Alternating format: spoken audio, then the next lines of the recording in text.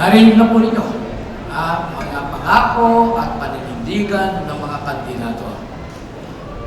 Narinig na rin ninyo na naman yung lumang issue ng puros bintang.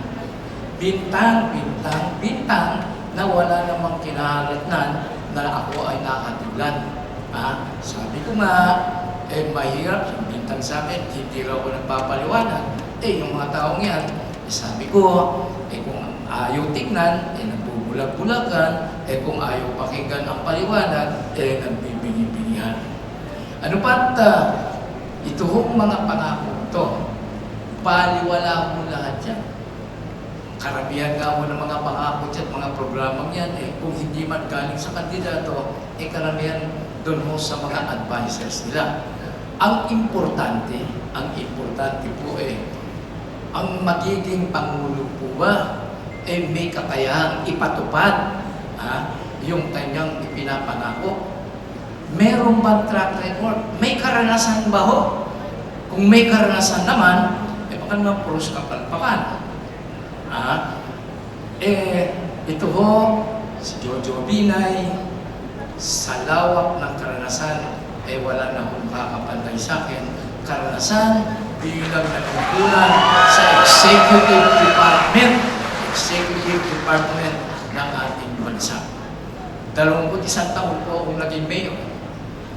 At kung akin hong madatnan ang Makati, yung problema na haharapin ng Pangulo, naharap mo po yan. Inabutan ko sa Makati, yun ho mga taga Makati, kumakain po ng kanin at bagonglan. Kanin at toyo at kalamansi lang.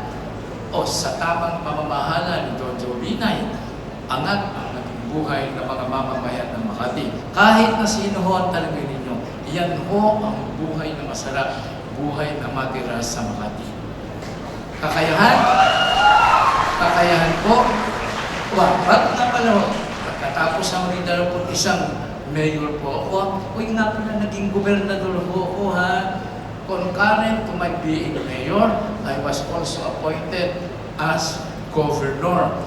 Pamulit po ako kay Mrs. Marcos sa Metro Manila Commission. Naging chairman po ako 3 beses, MMC, MMA, MMDA. Naging chairman po ako ng Development Authority. At ako naging chairman ng mga sa shelter sector.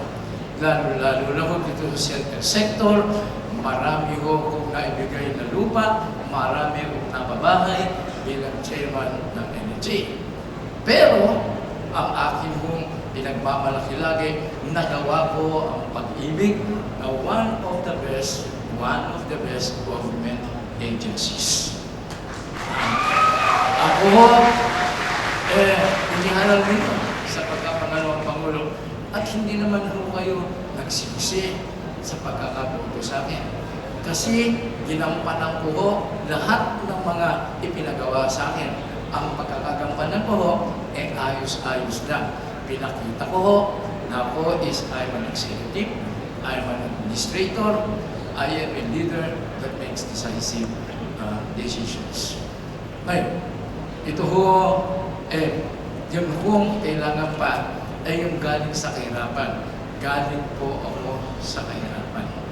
Marunong po akong maglaba, marunong po akong mamalengke, marunong po akong mamalansya. Pero, tatapusin ko muna lahat ito sa pagsasabi bilang Pangulo, lagi kong iisipin kung paano ko maiaagat ang buhay ng bawat Pilipino. Bilang pagtapos, gusto ko magpasalamat sa aking pamilya na dahil sa aking pagkakandidato, kung ano-anong paninira ang inabot nila. Hindi ko naman nila ako iniwanan. Nagpapasalamat din po ako sa taga Makati dahil sa binigyan nila ako ng pagkakataong ipakita kung ano ang leadership ni Jojo Binay.